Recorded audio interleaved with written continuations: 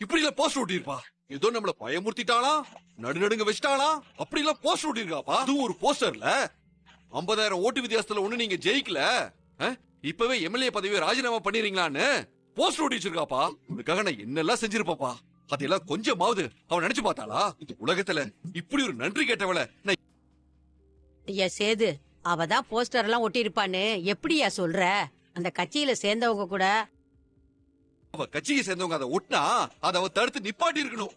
அத்தை, நீங்க சும்மா சும்மா அவளுக்கு வக்காலத்து வாங்கிட்டு வராதீங்க. அந்த கட்சிக்காரங்க கிட்ட சொல்லி அந்த மாதிரி போஸ்டர் ஒட்ட சொன்னதே அவளதான் இருக்கும். ஏய், சரியா சொன்னீங்க ஆண்டி.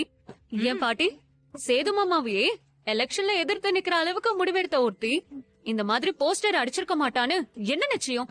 எப்பா சேது, எலெக்ஷன்ல நின்னாச்சு, ஜெயிச்சாச்சு. அத நினைச்சு சந்தோஷப்பட்டுட்டு அடுத்து என்ன வேலைங்கிறத பாக்குறத விட்டுப்புட்டு நீ ஏன் நடந்ததையே நினைச்சுக்கிட்டு இருக்க? அவ ஒரு ஆளு, அவ பண்றத பத்தி எல்லாம் நீ பேசிக்கிட்டு இருப்பியா? அதானே மாமா, நீங்க எப்பவும் போல கம்பீரமா சிங்கம் மாதிரி இருக்கணும். உங்க மனசுல இருந்த அவளையும் அவன் நினைப்பையும் தூக்கி எறிங்க மாமா. அப்புறம் எல்லாமே ஆட்டோமேட்டிக்கா சரியாயிடும். தேவையில்லாத விஷயத்த பத்தி எல்லாம் யோசிச்சு மனசை போட்டு குழப்பிக்கிட்டு இருக்காத. நீ எலெக்ஷன்ல ஜெயிச்சிட்ட, எம்எல்ஏவா ஆகிட்ட. நீ அடுத்து செய்ய வேண்டிய கடமை எவ்வளவோ இருக்கு. இப்படி கோவப்பட்டுக்கிட்டே இருந்தா உடம்பு என்னத்துக்கு ஆகுறது?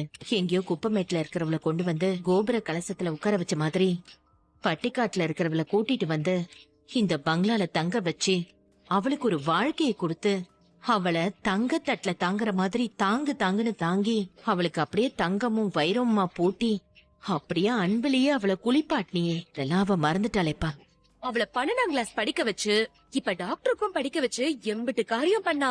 அவ செஞ்சதை விட 100 மடங்கு நீ அவளை அவமானப்படுத்தணும். சேது அவளை அவமானப்படுத்தணும்னா என்னமா செய்யணும்? சேது வேற கல்யாணம் தான் பண்ணிக்கணும்.